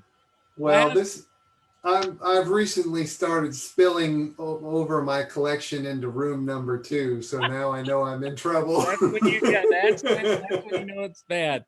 That's when you know it's bad. When I was down in South Georgia, in Single, and had a little 2-bedroom house that I was living in, I always said I'm going to keep everything in this contained in here. I had a few things on a fireplace out in the living room, on the mantle, and that sort of thing, but by and large, I'm like, I'm going to keep it all contained in this room. Well, then I'm like, well, you know what? I can put a shelf right out in the hallway as kind of like the entry point to this room. Yeah. Well, you know, I can do this and have these come around and put on this shelf because these are like high-end collectible pieces. Right. I can have here on a bookshelf in the living room, you know, and then and then I'm like, all right, forget it. Everyone knows I love Star Wars. I'll just put it all out there. Then you got married, and that Then, changed that. yeah, well, then I moved up here and had to pack everything up, and then I started to get toward getting married, and I had a whole room full of just stacked almost floor to ceiling of boxes that I would just go through and we'd sell. We sold off leading up to the marriage, so I could have a marriage and a honeymoon and stuff. So, but Adam, it's been so cool hanging out with you, man. It's been too long for us to hang out, I know, but I'm just glad for this group to get to know you. How do people find you? And obviously they can tag you in the group, Adam Bray, but I know you've got some more social media where you're active at. Yeah, I'm on Facebook and Twitter and Instagram. I'm at author Adam Bray, all one word. I'm most attentive on Twitter, so that's the best way to quickly get my attention. Okay, and then like you say, you've got books. Are there any, like, do you have some that are more in stock than others in your possession that people can get in touch with you to have signed? Yeah, the ones that I really have in stock are the Marvel Encyclopedia, the great big the big purple one, and the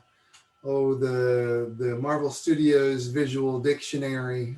That's if you think of the Star Wars visual dictionaries. This is the Marvel MCU version. Let me. I've got that. Let me pull that out real quick. Yeah. Give it a little bit of a show off on the camera here. And that is so much fun. I'm so so proud of that one because that's the first really big reference book for the Marvel MCU, and they let me write the entire thing myself, so it's all mine. So that was quite an honor to be able to write that. Keep hitting the keep hitting the mic. I'm sorry. No, that's all right. We'll do a quick reading here from the Captain America. So how is this? This is laid out in chronological order of the characters and stuff. Yeah, kind of divided up by characters and their associations. And then how far were we into the MCU when this got? Remember? We were. I think there's a few images from the Infinity War. Okay. So Infinity War hadn't come out yet, so I don't have full coverage of the movie there, but we've got a few little bits and pieces. Yeah, we've got in the very opening cover. There's she's got the blonde hair, so that's Infinity War, Black Widow there. So yeah, there was. Did she have blonde hair in Civil War? I don't remember. No, I think that was just Infinity War. She had blonde hair. Yeah, 2018 is when this was. So do the math. That would have been just before Infinity War. You're right around that time. So there is some Infinity War stuff in here. Anyhow, I'll do a quick reading from the Captain America section. Cap's first task in the war is that of a glorified mascot, touring the front lines to boost morale. When he finally gets a chance to prove himself, he leads his team of howling commandos in battles against the rogue Nazi science division, Hydra. Cap is motivated by patriotism, duty, and a desire to help the oppressed. So there you go, Captain America. There you go. Adam Bray in the Marvel Studios Visual Dictionary. Check it out. So get in touch with Adam for that. Do you have any of the Star Wars books in stock on hand? Yeah, the Visual Encyclopedia is one I've got a lot of, and Star Wars, absolutely everything you need to know. I don't actually have copies of the new Ultimate Star Wars on hand, but I can get them if people want them. Okay. You have copies of the Stormtrooper book on hand? I do, yeah. I've got a few more of those. All right. I know that's one that be interested in at our house, but what we'll do, like I said earlier, we'll create a post with all those listed on there. That way the guys and gals can see what's available on off of the Great. touch with you. So yeah, so please reach out to Adam, and like he says, he loves to sign books, and and get them to you. And it's a extra source of income for him, helps him out big time. And Adam you're a great guy, man. And I just love having you on. I love the times we get to hang out together. And if you happen to know anyone, if you happen to know Gina Carano personally, tell her about Adam. He's a suave dude, nice guy.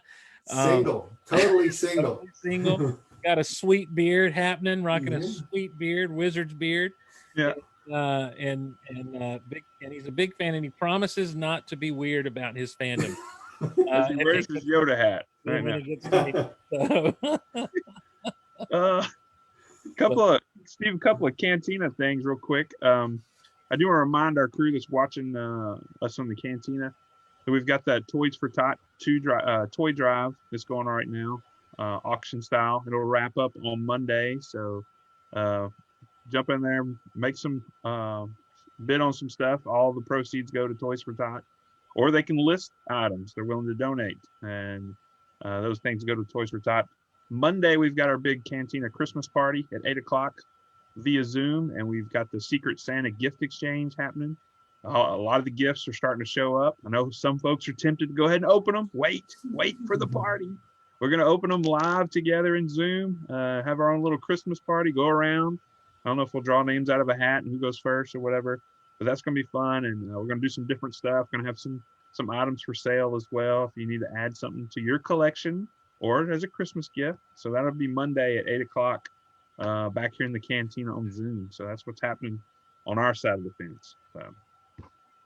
In that auction thread, there's a few things. They've got the Black Series credit Mando right now. There's the Clone Wars Black Series are these the Walmart exclusives, Lucas, from the different Mandalorians and stuff in there. I'm seeing some retro collection figures. I'm seeing vintage collection Stormtrooper from the is that from the Bestman playset? Yeah, that's from the Bestman playset. I got 2 of the sets because one of them was cheap at Amazon day after, and so I grabbed it, and then that's the figure out of it. So okay, so good deal. Walmart had them for real cheap too that day. Yeah, and so which they should have. I mean, it's not much of a place. We're not going to go there. So yeah, it's cool when you get 2. You put them together 2. It looks nice. Yeah, have you done it? Yeah, I've got the platform, so I got to add the figures, put some lighting and stuff. Awesome. Hey, and we were talking about the need for GI Joes. Mr. Jim, he chimed in. He says he knows a guy that's got a lot of GI Joes if anybody's looking. So. So there you go. And for everything else, Geek Out Loud, you can check us out at geekoutpodcast.com. Join our group over at the Guardians of the Goldiverse. It is a private group, so you have to answer a couple of questions when you get over there. You can get there by going to geekoutonline.com/group. We're very positive and friendly, and we talk about everything from music to wrestling to Star Wars to cereal. So it's all there, and we appreciate everyone joining in with us tonight. For those that join us at mixer.com/Goldiverse, for all 1 or 2 of you, appreciate you guys hanging with us tonight. And for Adam Bray, for Lucas Butler, I'm Steve Glosson. We'll see you on the next Geek Out Loud in the Chewy's Cantina room. Have a good one, everybody. See you guys.